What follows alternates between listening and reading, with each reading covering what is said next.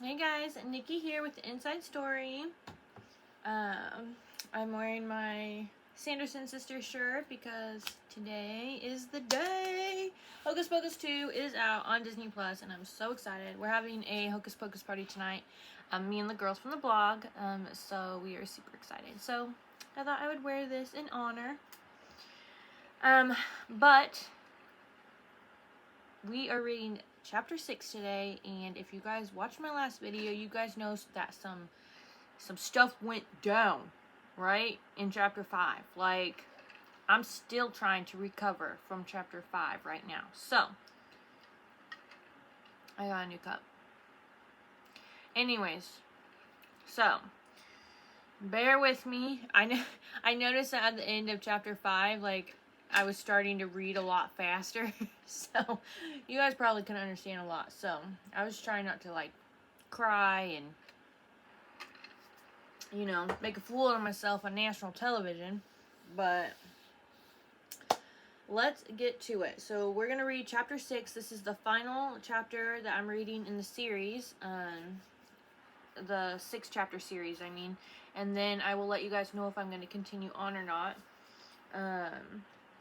This one, so again, I am reading it on my phone. So this one, it says it is 73 pages long. So we're going to be together for a while, okay? But we got to figure out what happens because chapter 5 was a doozy. Okay, so let's get started. So this is chapter 6 of Crescent City, House of Earth and Blood. The half-bay female looked like hell. No, not hell. Isaiah Tiberian realized as he studied her through the one-way mirror in the Legion's holding center. She looked like death. Looked like the soldiers he'd seen crawl off the blood-drenched battlefields of Pangera. She sat at the middle table in the center of the interrogation room, staring at nothing, just as she had done for hours now. A far cry from the screaming, thrashing female Isaiah and his unit had found in the old square alley.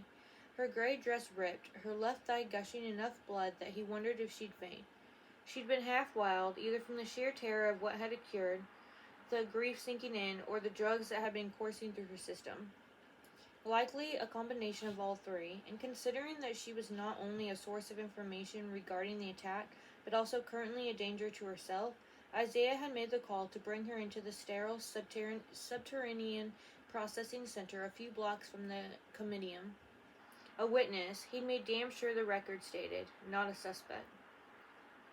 He blew out a long breath, resisting the urge to rest his forehead against the observation window. Only incessant hum of the first light overhead filled the space. The first bit of quiet he'd had in hours, he had little doubt it would end soon. As if the thought had tempted Erd herself, a rough male voice spoke from the door behind him. She's still not talking?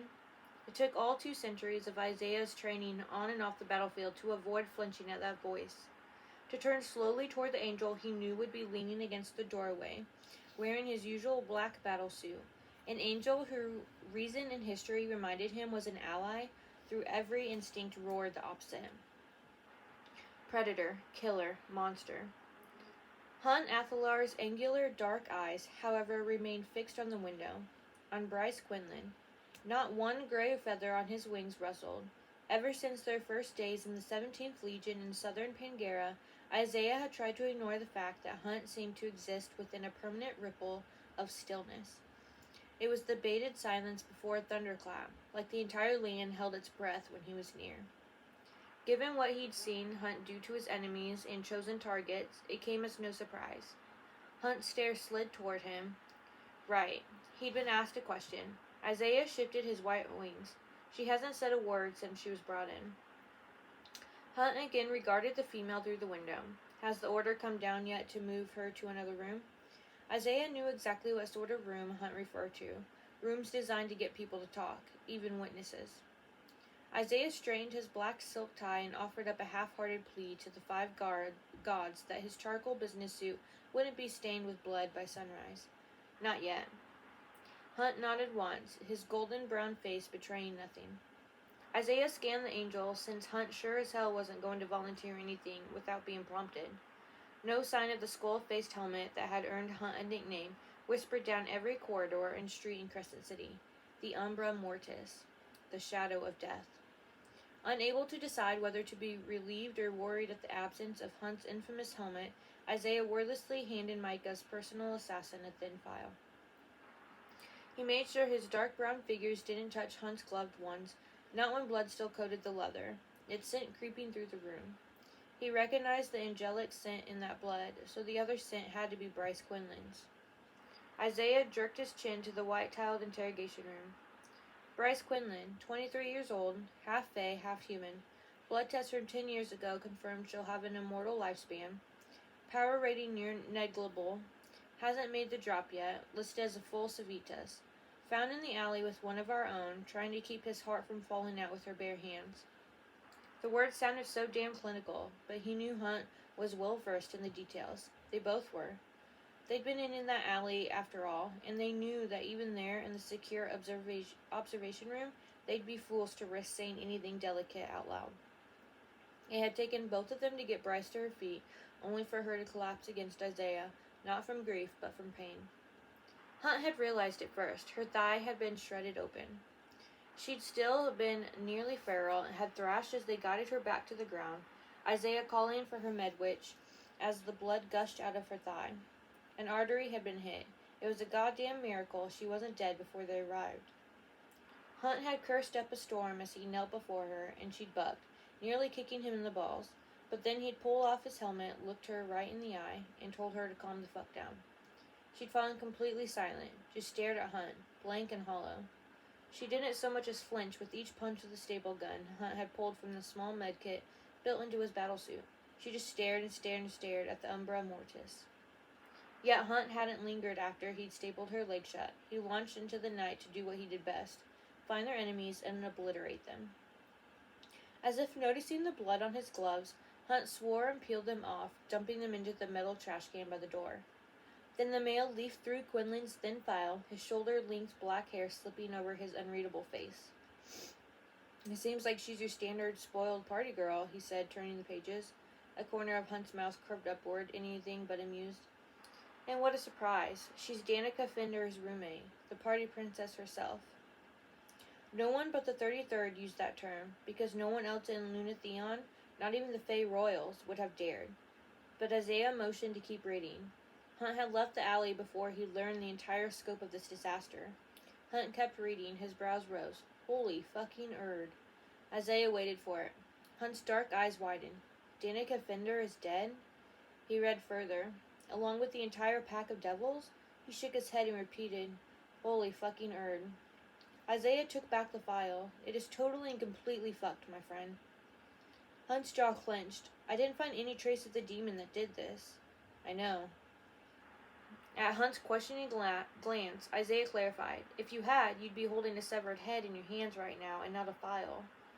Isaiah had been there, on many occasions, when Hunt had done just that, returning triumphant from a demon-hunting mission he'd been ordered to go on by whatever archangel currently held their reins. Hunt's mouth twitched slightly, as if remembering the last time he'd presented a kill in such a manner, but he crossed his powerful arms.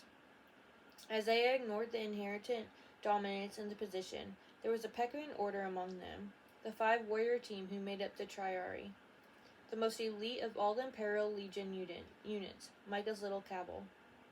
Though Micah had appointed Isaiah the commander of the 33rd, he'd never formally declared him its leader. But Isaiah had always assumed he stood right at the top, the unspoken finest soldier of the Triari, despite his fancy suit and tie. Where Hunt fell, however, no one had really decided in the 2 years since he'd arrived from Pangera. Isaiah wasn't entirely sure he really wanted to know either. Tracking down and eliminating any demons who crept through cracks in the northern rift or entered this world through an illegal summoning was his official role, and one well suited to Hunt's particular skill set. The gods knew how many of them he tracked down over the centuries, starting from that very first Pangarian unit they'd been in together, the 17th, dedicated to sending the creatures into the afterlife. But the work Hunt did in the shadows for the archangels, for Micah, currently that was what had earned him his nickname. Hunt answered directly to Micah, and the rest of them stayed out of his way. Naomi just arrested Philip Briggs for the murders, Isaiah said, naming the captain of the 33rd Infantry. Briggs got out of jail today, and Danica and the pack of devils were the ones who busted him in the first place. That the honor hadn't gone to the 33rd had irked Isaiah to no end. At least Naomi had been the one to apprehend him tonight. How the fuck a human like Briggs could summon a demon that powerful, I don't know. I suppose we'll find out soon enough, Hunt said darkly. Yeah, they fucking would. Briggs has to be 10 kinds of stupid to have been released only to go for a kill that big. The leader of the Kira's rebels, an offshoot of the larger rebellion movement. The Orphean hadn't seemed dumb, though, just a fanatic hell-bent on starting a conflict to mirror the war raging across the sea. Or maybe Briggs acted on the sole chance of freedom he had before we found an excuse to bring him back into custody. He knew this time was limited and wanted to make sure he got one up on the veneer first. Isaiah shook his head. What a mess. Understatement of the century. Hunt blew out a breath. Has the press gotten wind of anything? Not yet, Isaiah said. And I got the order a few minutes ago that we're to keep it quiet, even if it'll be all over the news tomorrow morning. Hunt's eyes gleamed. I've got no one to tell. Indeed, Hunt and the concept of friends didn't mesh well, even among the Triari. Even after being here for 2 years, Hunt still kept to himself, still worked relentlessly toward one thing, freedom, or rather the slim chance of it. Isaiah sighed. How soon until Sabine gets here? Hunt checked his phone. Sabine's on her way downstairs, right? The door blew open. Hunt's eyes flickered. Now. Sabine looked barely older than Bryce Quinlan, with her fine-boned face and long silvery blonde hair, but there was only an immortal's rage in her blue eyes. Where was that half-breed whore? She simmered as she spotted Bryce through the window. I'll fucking kill her. Isaiah extended a white wing to block the prime apparent's path back out the door and into the interrogation room, a few steps to its left. Hunt fell into a casual stance on her other side. Lightning danced along his knuckles. A mild showing of the power Isaiah had witnessed being unleashed upon their enemies, lightning capable of bringing down a building. Whether ordinary angel or archangel, the power was always some variation of the same. Rain, storms, the occasional tornado. Isaiah himself could summon wind capable of keeping a charging enemy at bay, but none in living memory possessed Hunt's ability to harness lightning to his will, or the depth of power to make it truly destructive. It had been Hunt's salvation and destruction. Isaiah let one of his cold breezes sift through Sabine's corn silk hair over to Hunt. They'd always worked well together. Micah had known it when he put Hunt with Isaiah 2 years ago. Despite the entwined thorns tattooed across both their brows, most of Hunt's mark was hidden by his dark hair, but there was no concealing the thin black band on his forehead. Isaiah could barely remember what his friend had looked like before those Pingarian witches had branded him, working the infernal spells into the ink itself so they might never let his crimes be forgotten. So the witch magic bound the majority of his power. The halo, they called it, a mockery of the divine auras early humans had once portrayed angels as possessing. There was no hiding it on Isaiah's brow either, the tattoo on it the same as on Hunt's, and on the brows of the nearly 2,000 rebel angels who had been such idealistic, brave fools 2 centuries ago. The Asteri had created the angels to be their perfect soldiers and loyal servants. The angels gifted with such power had relished their role in the world, until Shahar, the archangel they'd once called the Daystar, until Hunt and the others who'd flown into Shahar's elite 18th Legion. Their rebellion had failed, only for the humans to begin their own 40 years ago. A different cause, a different group and species of fighters. But the sentiment was essentially the same. The Republic was the enemy, the rigid hierarchies, utter bullshit. When the human rebels had started their war, one of the idiots should have asked the fallen angels how the rebellion had failed, long before those humans were even born. Isaiah certainly could have given them some pointers on what not to do and enlightened them about the consequences. For there was also no hiding the second tattoo stamped on their right wrist. SPQM. It adorned every flag and letterhead of the Republic, the 4 letters encircled with 7 stars, and adorned the wrist of every being owned by it. Even if Isaiah chopped off his arm, the limb that regrew would bear the mark. Such was the power of the witch ink. A fate worse than death, to become an eternal servant to those they'd sought to overthrow. Deciding to spare Sabine from Hunt's way of dealing with things, Isaiah asked mildly, I understand you are grieving, but do you have reason, Sabine, to want Bryce dead? Sabine snarled, pointing at Bryce. She took the sword. That wannabe wolf took Danica's sword. I know she did. It's not at the apartment, and it's mine. Isaiah had seen those details, that the heirloom of the Fender family was missing, but there was no sign of Bryce Quinlan possessing it. What does the sword have to do with your daughter's death? Rage and grief warred in that feral face. Sabine shook her head, ignoring his question, and said, Danica couldn't stay out of trouble. She could never keep her mouth shut and know when to be quiet around her enemies. And look what become of her. That stupid little bitch in there is still breathing, and Danica is not. Her voice nearly cracked. Danica should have known better. Hunt asked a shade more gently. Known better about what? All of it, Sabine snapped, and again shook her head, clearing her grief away. Starting with that slut of a roommate, she whirled on Isaiah, the portrait of wrath. Tell me everything. Hunt said coolly, He doesn't have to tell you shit, Findor. As commander of the 33rd Imperial Legion, Isaiah held an equal rank to Sabine. They both sat on the same governing councils, both answered to males of power within their own ranks and their own houses. Sabine's canines lengthened as she surveyed Hunt. Did I fucking speak to you, Athalar? Hunt's eyes glittered. But Isaiah pulled out his phone, typing as he cut in calmly. We're still getting the reports in. Victoria is coming to talk to Miss Quinlan right now. I'll talk to her, Sabine said, her fingers curled as if ready to rip out Hunt's throat. Hunt gave her a sharp smile that told her to just try, the lightning around his knuckles twining up his wrist. And fortunately for Isaiah, the interrogation room's door opened and a dark-haired woman in an immaculately tailored navy suit walked in. They were a front, those suits that he and Victoria wore, a sort of armor, yes, but also a last attempt to pretend that they were even remotely normal. It was no wonder Hunt never bothered with them.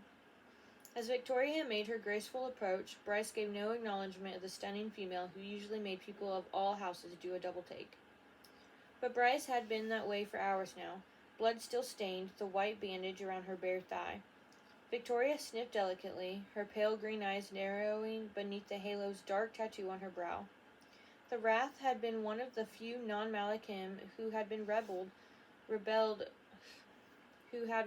with them 2 centuries ago.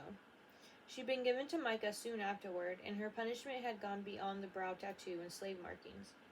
Not nearly as brutal as what Isaiah and Hunt had endured in the Estuary's dungeons, and then in various Archangel's dungeons for years afterward, but its own form of torment that lasted even when their own had stopped.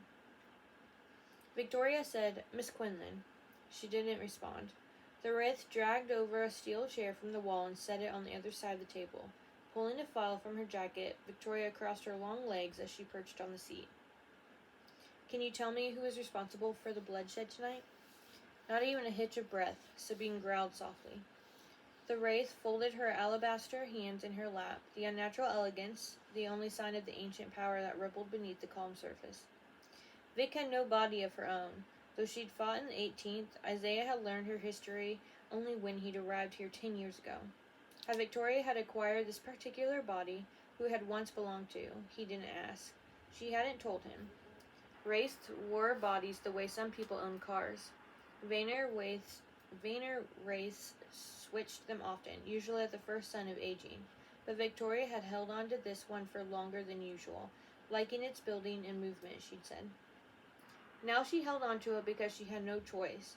It had been Micah's punishment for her rebellion, to trap her within this body forever. No more changing, no more trading up for something newer and sleeker. For 200 years, Vic had been contained, forcing to weather the slow erosion of the body, now plainly visible, the thin lines starting to carve themselves around her eyes, the crease now etched into her forehead above the tattoo's twining band of thorns. Quinlan's gone into shock, Hunt observed, monitoring Bryce's every breath. She's not going to talk. Isaiah was inclined to agree until Victoria opened the file, scanned a piece of paper, and said, I, for one, believe that you are not in full control of your body or actions right now. And then she read a shopping list of a cocktail of drugs and alcohol that would stop a human heart dead. Stop a lesser veneer's heart, too, for that matter. Hunt swore again. Is there anything she didn't snort or smoke tonight? Sabine bristled. Half-breed trash. Isaiah threw Hunt a look, all that was needed to convey the request. Never an order, he never dared order Hunt round. Not when the male possessed a hair-trigger temper that had left entire Imperial fighting units in smoldering cinders. Even with the spells of the halo binding that light to a tenth of its full strength, Hunt's skills as a warrior made up for it. But Hunt's chin dipped, his only sign that he'd agreed to Isaiah's request. You'll need to complete some paperwork upstairs, Sabine. Hunt blew out a breath as if reminding himself that Sabine was a mother who had lost her only child tonight, and added, if you want time to yourself, you can take it, but you need to sign. Fuck signing things and fuck time to myself. Crucify the bitch if you have to, but get her to give a statement. Sabine spat on the tiles at Hunt's booted feet. Ether coated Isaiah's tongue as Hunt gave her the cool stare that served as his only warning to opponents on a battlefield. None had ever survived what happened next. Sabine seemed to remember that and wisely stormed into the hall. She flexed her hand as she did, 4 razor-sharp claws appearing and slashed them through the metal door. Hunt smiled at her disappearing figure, a target marked, not today, not even tomorrow, but at one point in the future. And people claimed the shifters got along better with the angels than the Fae. Victoria was saying gently to Bryce, we have video footage from the White Raven confirming your whereabouts. We have footage of you walking home. Cameras covered all of Lunatheon with unparalleled visual and audio coverage, but Bryce's apartment building was old, and the mandatory monitors in the hallways hadn't been repaired in decades. The landlord would be getting a visit tonight for the code violations that had fucked this entire investigation. One tiny sliver of audio was all the building cameras had managed to catch. Just the audio. It held nothing beyond what they already knew. The phones of the pack of devils had all been destroyed in the attack. Not one message had gone out. What we don't have footage of, Bryce, Victoria went on, is what happened in that apartment. Can you tell me? Slowly, as if she drifted back into her battered body, Bryce turned her amber eyes to Victoria. Where's her family? Hunt asked roughly. Human mother lives with the stepfather in one of the mountain towns up north, both Peregrini, Isaiah said. The sire wasn't registered or refused to acknowledge paternity. Faye, obviously, and likely one with some standing, since he both bothered to get her Civita status. Most of the offspring born to human mothers took their Peregrini rank, and though Bryce had something of the Fae's elegant beauty, her face marked her as human. The gold-dusted skin, the smattering of freckles over her nose and high cheekbones, the full mouth, even if the silken flow of red hair and arched ears were pure Fae. Have the human parents been notified? Isaiah dragged a hand over his tight brown curls. He'd been awoken by his phone's shrill ringing at 2 a.m, hurtled from the barracks a minute after that, and was now starting to feel the effects of a sleepless night. Dawn was likely not far off. Her mother was hysterical. She asked over and over if we knew why they'd attacked the apartment, or if it was Philip Briggs. She saw in the news that he'd been released on a technicality and was certain he did this. I have a patrol from the 31st flying out right now. The parents will be airborne within the hour. Victoria's voice slid through the intercom as she continued her interview. Can you describe the creature that attacked your friends? But Quinlan was gone again, her eyes vacant. They had fuzzy footage thanks to the street cameras, but the demon had moved faster than the wind and had known to keep out of Lynn's range. They hadn't been able to ID it yet. Even Hunt's extensive knowledge hadn't helped. All they had of it was a vague grayish blur no slowdown could clarify. And Bryce Quinlan, charging barefoot through the city streets. That girl isn't ready to give a statement, Hunt said. This is a waste of our time. But Isaiah asked him, why does Sabine hate Bryce so much? Why imply she's to blame for all this? When Hunt didn't answer, Isaiah jerked his chin toward 2 files on the edge of the desk. Look at Quinlan's. Only one standing crying before this, for public indecency during a summer solstice parade. She got a little frisky against a wall and was caught in the act, holding cell overnight, paid the fine the next day, did community service for a month to get it wiped off any permanent record. Isaiah could have sworn a ghost of a smile appeared on Hunt's mouth. But Isaiah tapped a calloused finger on the impressively thick stack beside it. This is part 1 of Danica Fender's file, of 7. Starts with petty theft when she was 10, continues until she reached her majority 5 years ago. Then it goes eerily quiet. If you ask me, Bryce was the one who was led down a road of ruination, and then maybe led Danica out of hers. Not far enough to keep from snorting enough light seeker to kill a horse, Hunt said. I'm assuming she didn't party alone. Were there any other friends with her tonight? 2 others. Juniper Andromeda, a faun who's a soloist at the city ballet, and Isaiah flipped open the case file and muttered a prayer. Fury Axter. Hunt swore softly at the mercenary's name. Fury Axter was licensed to kill in half a dozen countries, including this one. Hunt asked, Fury was with Quinlan tonight? They'd crossed paths with the merc enough to know to stay the hell away. Micah had even ordered Hunt to kill her. Twice. But she had too many high-powered allies, some, it was whispered, on the Imperial Senate. So both times Micah had decided that the fallout over the Umbra Mortis, turning Fury Axter into veritable toast, would be more trouble than it was worth. Yes, Isaiah said. Fury was with her at the club. Hunt frowned, but Victoria leaned in to speak to Bryce once more. We're trying to find who did this. Can you give us the information that we need? Only a shell sat before the wraith. Victoria said in that luxurious purr that usually had people eating out of her palm, I want to help you. I want to find who did this, and I want to punish them. Victoria reached into her pocket, pulled out her phone, and set it face up on the table. Instantly, its digital feed appeared on the small screen in the room with Isaiah and Hunt. They glanced between the wraith and the screen as a series of messages opened. We downloaded the data from your phone. Can you walk me through these? Glassy eyes tracked a small screen that rose from a hidden compartment in the linoleum floor. It displayed the same messages Isaiah and Hunt now read. The first one, sent from Bryce, read, TV nights are for raggle-tailed pups. Come play with the big bitches. And then a short, dark video shaking as someone roared with laughter while Bryce flipped off the camera, leaned over a line of white powder, light seeker, and snipped it right up her freckled nose. She was laughing so bright and alive that the woman in the room before them looked like a gutted corpse, and she shrieked into the camera, Light it up, Danica. Danica's written reply was precisely what Isaiah expected from the prime apparent of the wolves, whom he'd seen only from a distance at formal events and who had seemed poised to start trouble wherever she went. I fucking hate you. Stop doing Lightseeker without me, asshole. Party princess indeed. Bryce had written back 20 minutes later. I just hooked up with someone in the bathroom. Don't tell Connor. Hunt shook his head. But Bryce sat there as Victoria read the messages aloud, the wraith stone-faced. Danica wrote back. Was it good? Only good enough to take the edge off. This isn't relevant, Hunt murmured. Pull in Victoria. We have our orders. Fuck the orders. That woman is about to break, and not in a good way. Then Bryce stopped responding to Danica. But Danica kept messaging one after another over the next 2 hours. The show's over. Where are you, assholes? Why aren't you picking up your phone? I'm calling Fury. Where the fuck is Fury? Juniper never brings her phone, so I'm not even going to bother with her. Where are you? Should I come to the club? The pack's leaving in 10. Stop fucking strangers in the bathroom because Connor's coming with me. Bryce, when you look at your phone, I hope that 1,000 alerts piss you off. Thorne is telling me to stop messaging you. I told him to mind his own fucking business. Connor says to grow the hell up and stop doing shady-ass drugs because only losers do that shit.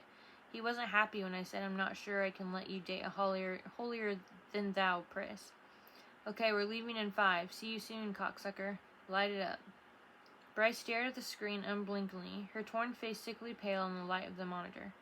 The building's cameras are mostly broken, but the one in the hall was still able to record some audio, though its video footage was down, Victoria said calmly. Shall I play it? No response, so Victoria played it. Muffled snarling and screaming filled the speakers, quiet enough that it was clear the hall camera had picked up only the loudest noises coming from the apartment. And then someone was roaring, a feral wolf's roar. Please, please. The words were cut off, but the hall camera's audio wasn't. Danica Fender screamed. Something tumbled and crashed into the background, as if she'd been thrown into furniture, and the hall camera kept recording. The screaming went on and on and on, interrupted only by the camera's frit system. The muffled grunts and growls were wet and vicious, and Danica was begging, sobbing as she pleaded for mercy, wept and screamed for it to stop. Turn it off, Hunt ordered, stalking from the room. Turn it off now. He was out so fast Isaiah couldn't stop him, instantly crossing the space to their door beside theirs and flinging it open before Isaiah had cleared the room. But there was Danica, audio crackling in and out, the sound of her voice still pleading for mercy, coming from the speakers in the ceiling. Danica being devoured and shredded. The silence from the murderer was as chilling as Danica's sobbing screams. Victoria twisted toward the door as Hunt barreled in, his face dark with fury, wings spreading, the shadow of death unleashed. Isaiah tasted ether, lightning writhed at Hunt's fingertips. Danica's unending, half-muffled screams filled the room. Isaiah stepped into the chamber in time to see Bryce explode. He summoned a wall of wind around himself, and Vic, Hunt no doubt doing the same, as Bryce shot out of her chair and flipped the table. It soared over Victoria's head and slammed into the observation window. A feral growl filled the room as she grabbed the chair she had been sitting on, hurling it against the wall, so hard its metal frame dented and crumpled. She vomited all over the floor. If his power hadn't been around Victoria, it would have showered her absurdly expensive bespoke heels. The audio finally cut off when the hall camera went on the fritz again and stayed that way. Bryce panted, staring at her mess, then fell to her knees in it. She puked again, and then curled over her knees, her silky hair falling to the vomit as she rocked herself in stunned silence. She was half bay, assessed at a power level barely on the grid. What she just done to the table and chair? Pure physical rage. Even the most aloof of the Fae couldn't halt any eruption of primal wraith when it took over them. Unfazed, Hunt approached her, his gray wings high to avoid dragging through the vomit. Hey. Hunt knelt at Bryce's side.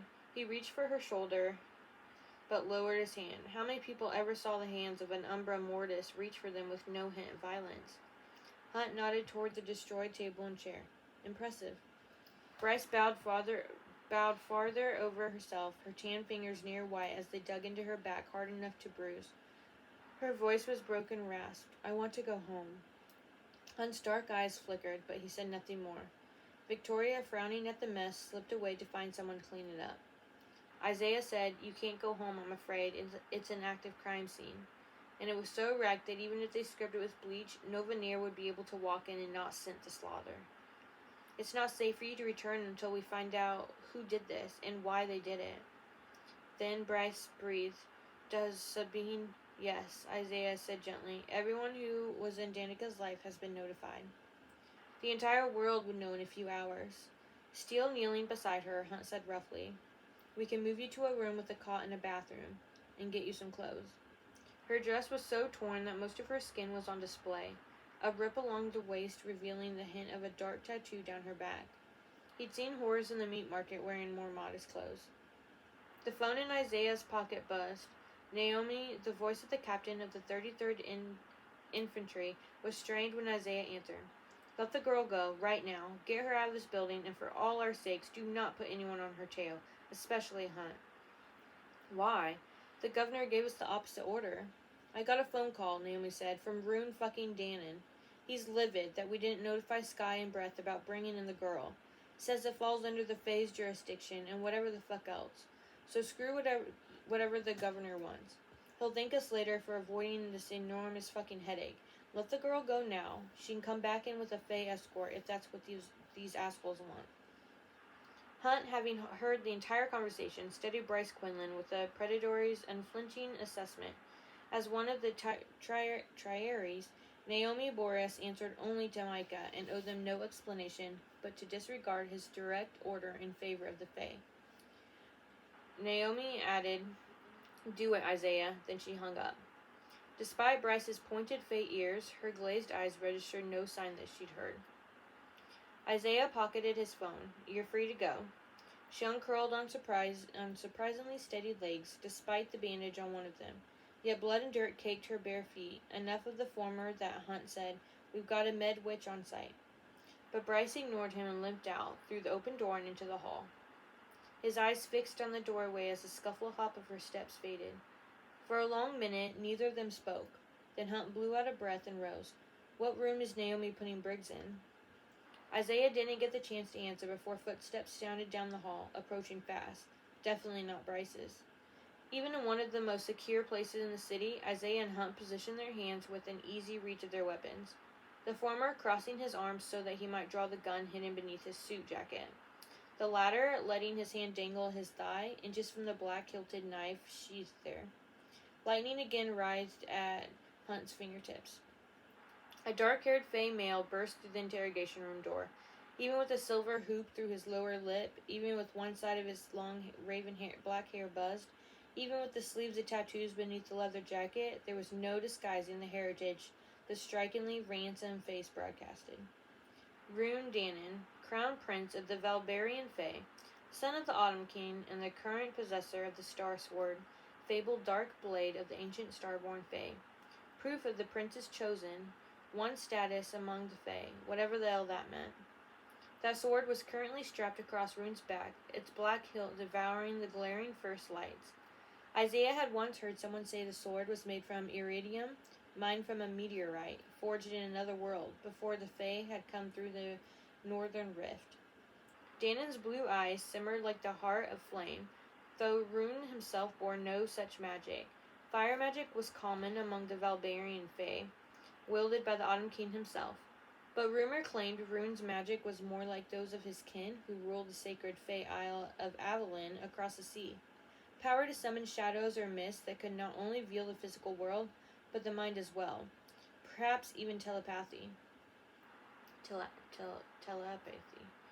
Rune glanced at the vomit, scented the female who just left. Where the fuck is she? Hunt went still at the cold command in the prince's voice. Bryce Quinlan has been released, Isaiah said. We sent her upstairs a few minutes ago. Rune had to have taken a side entrance if he'd missed her, and they hadn't been warned by the front desk of his arrival. Perhaps he used that magic of his to worm through the shadows. The prince turned toward the doorway, but Hunt said, What's it to you? Rune bristled. She's my cousin, asshole. We take care of our own. A distant cousin, since the Autumn King had no siblings, but apparently the prince knew Bryce well enough to intervene. Hunt threw Rune a grin. Where were you tonight? Fuck you, Athalar. Rune bared his teeth. I suppose you heard that Danica and I got into it over Briggs at the head meeting. What a lead. Good job. Each word came out more clipped than the last. If I wanted to kill Danica, I wouldn't summon a fucking demon to do it. Where the fuck is Briggs? I want to talk to him. He's incoming. Hunt was still smiling.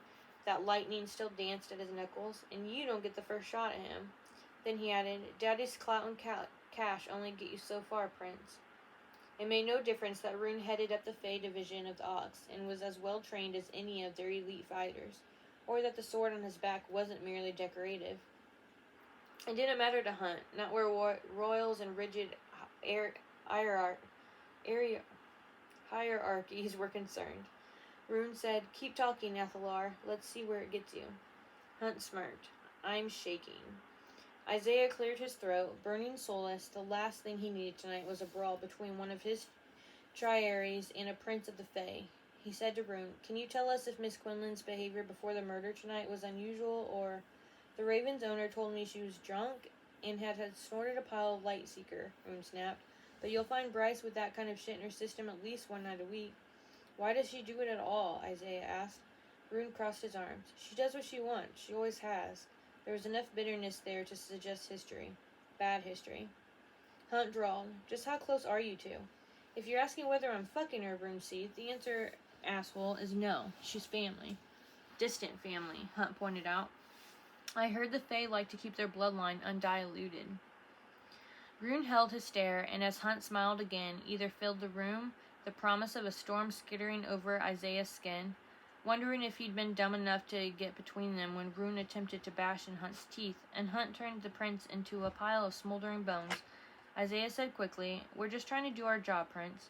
If you assholes had kept an eye on Briggs like you were supposed to, maybe this wouldn't have happened at all. Hunt's gray wings flared slightly, a Malachi's usual stance when preparing for a physical fight. And those dark eyes, they were the eyes of the feared warrior, the fallen angel, the one who had smashed apart the battlefields he'd been ordered to fight on, the one who killed on an archangel's whim, and did it so well they called him the Shadow of Death. Careful, Hunt said. Stay the fuck away from Bryce, Rune snarled, before striding back through the door, presumably after his cousin. At least Bryce would have an escort. Hunt flipped off the empty doorway. After a moment he murmured, The tracking device in the water Quinlan drank when she got here, what's the time frame on it? 3 days, Isaiah replied. Hunt studied the knife sheathed at his thigh. Danica Vinder was one of the strongest veneer in the city. Even without making the drop, she begged like a human by the end. Sabine would never recover from the shame. I don't know of a demon that kills like that, Hunt mused, or disappears that easily. I couldn't find a trace. It's like it vanished back to hell. Isaiah said if Briggs is behind it, we'll learn what the demon is soon enough. If Briggs talked at all. He certainly hadn't when he'd been busted in his bomb lab, despite the best efforts of the 33rd's interrogators in the Ox. Isaiah added, I'll have every available patrol quietly looking out for other young packs in the auxiliary. If it winds up not being related to Briggs, then it could be the start of a pattern. Hunt asked darkly, if we find the demon, Isaiah shrugged, then make sure it's not a problem anymore, Hunt. Hunt's eyes sharpened into lethal focus. And Bryce Quinlan, after the 3 days are up? Isaiah frowned at the table, the crumpled chair. If she's smart, she'll lie low and not attract the attention of any other powerful immortals for the rest of her life. Whew. That was a long chapter. Alright, guys, so that was chapter 6. That's the last one in our 6-chapter series for this book. So I will be letting you guys know tomorrow if I'm going to continue reading it or not. And we will see you then. Thank you guys for reading. Jay says hi. Bye, guys.